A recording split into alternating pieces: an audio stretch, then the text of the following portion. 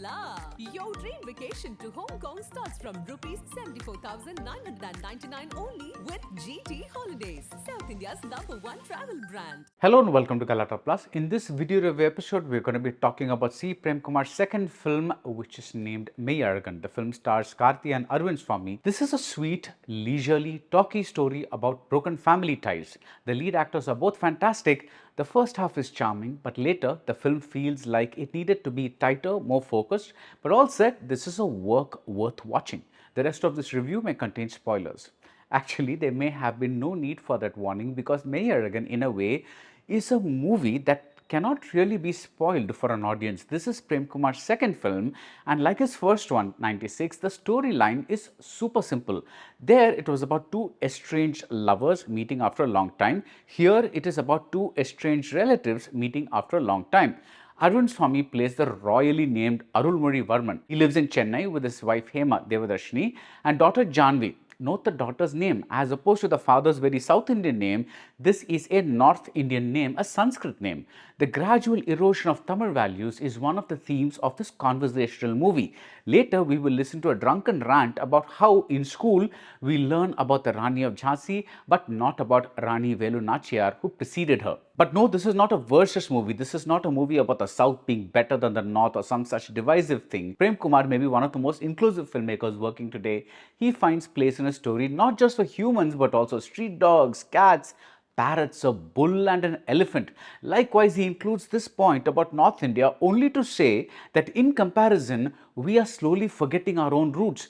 Both the central characters in this film have old-fashioned multi-syllable names with the Tamil letter Ra. Will future generations take these lovely names forward? Will they care about Tamil traditions like Jallikattu? Will they know Ilayaraja songs word for word? Will they hang pictures of Periyar on their walls alongside pictures of gods that the atheist leader renounced? Will they recall the politics of the state, whether it is MGR, referenced through a statue, or the Eram issue, or the Sterlite violence in Thoothukudi? These thoughts are smuggled through a story that gets going when Arulmozhi Varman goes back to Tanjavur town for a wedding. This is the first and best half of Meiyazhagan, and it plays like Anbe Sivam remade with the gaze of mid-2000s family films which were either directed by or starring Cheran, like Tavamai Tavamirundu or Pirivom Sandipom. The Anbe Sivam connection comes from the two central characters, one of whom is a city-based cynic who is transformed by the goodness of the other. Arulmozhi Varman just wants to mark his attendance at the wedding and leave ASAP. But you know that won't happen, because if that happens, there is no story. You also know this because the venue of the wedding is named Chodan Kalyana Mandapam, and what greater home can exist for a man named Arulmozhi Varman. The wedding portions are wonderfully directed and they give the sense of a little documentary or wedding video of a Tamil wedding, or as the song goes, a Delta Kalyanam, put together by an observant videographer. We see the little nothings that happen in conversations with relatives and with the man in charge of the kitchen. We see guests standing in line to greet the couple. We see the easy familiarity of small towners who open up about problems like alcoholism to people that they have not met in decades. We see the banter during meals. Like in 96, Premkumar's idea is 1. To bring an outsider to a reunion of once familiar faces. 2. Single out one of these faces, that is the Karthi character, as someone specially connected to the outsider. And 3. Construct the second half as a massive series of talks between these two people. Before diving into details, let's look at the performances. An early scene in Meiyazhagan shows the young Arulmozhi Varman and his family leaving their ancestral home. There is a fantastic wide shot from the inside of the huge house as the doors are locked from the outside. For a second, we are filled with an image of the emptiness of space after the people in that space have gone away. And this could be seen as a visual metaphor for the emptiness that Arulmozhi Varman will carry in his heart long after he leaves. Arvind Swami plays this character beautifully. The man is all locked up inside, like that house. He has physically left that house, but not mentally and emotionally. And his journey from annoyed and uncomfortable outsider to an insider again is portrayed with exceptional dignity and control, except in the rare instance where, say, the character loses his temper about missing a bus.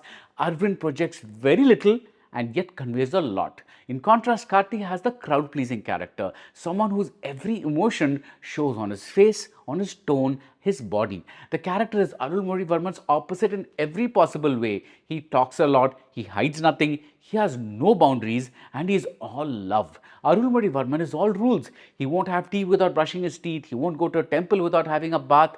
Karthi's character has zero rules, and he is led not by his head but by his wide open heart. Karthi sells these notes superbly and makes the man a lovable pest. The more difficult thing Karthi does is to play the writer-director's mouthpiece without driving the film into a messagey zone. In other words, he incorporates these thoughts about Tamils and Tamil Nadu and Tamil culture while still staying in character. That is a really tough thing to do. But this is where I feel the audience will decide whether they're with the film or not. In fact, Premkumar lays out his take it or leave it approach, storytelling rhythm right from the very first and very long stretch, which shows the young Arulmozhivarman and his family leaving their hometown after losing their property.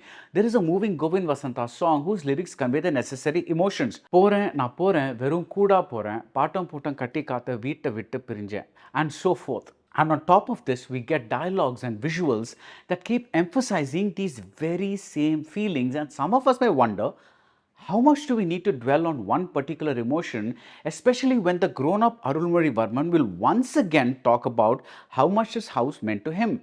How many Ilayaraja songs do we need to be sung by two drunk men? How many digressions into Tamil politics and Tamil identity do we need in a story that is essentially about nostalgia and relationships? One argument that could be presented by those who completely buy into these developments is that this is who Premkumar is. He likes to idealize and romanticize things, young love in 96 and the goodness of small towners and their relationships in Meiyazhagan.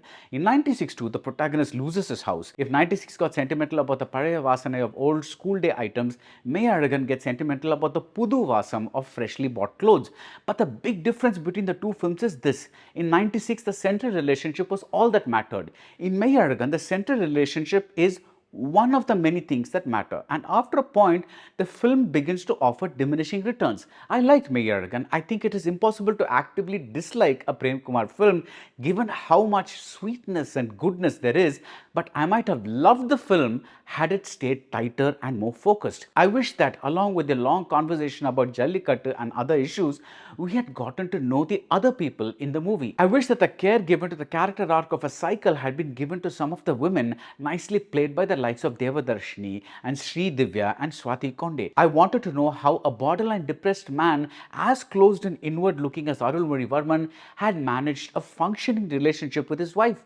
I would have liked to know more about the Karthi character and his wife, even if all this had come in the same conversational format. The form isn't the problem, the content is. At least for me, it was. It's great that something we discard because it's old, like a cycle, can become something of a savior in someone else's life, but it would have been equally great to see how the super emotional bride, and this sequence of emotion is exquisitely melodramatic, how this bride interacted with her long lost cousin outside of the wedding setup. But that perhaps is Premkumar's way of working. He plants so much in his minimalistic plot lines that even if one stretch does not quite work, like the contrived intervention by a daughter, there's another one that does. I certainly felt that the 3-hour Meiyazhagan could have been shorter and still covered a lot of the same issues and the same emotions. While I watched the film, I was simultaneously engaged and also a bit detached. But this is not a lazy movie, and its flaws are those of ambition, of trying to infuse the rhythms of prose and poetry into a medium that traditionally relies more on event and action. Meiyazhagan makes you look forward to the director's next and how his unique style will transfer into newer stories. For all its issues, this is a film that bears the signature of its maker on every single frame. Nothing is generic. That itself is some kind of success. That's it about Meiyazhagan. If you like this video review, do subscribe to Galatta Plus and see you soon at the movies. Hola! Your dream vacation to Hong Kong starts from rupees 74,999 only with GT Holidays, South India's #1 travel brand.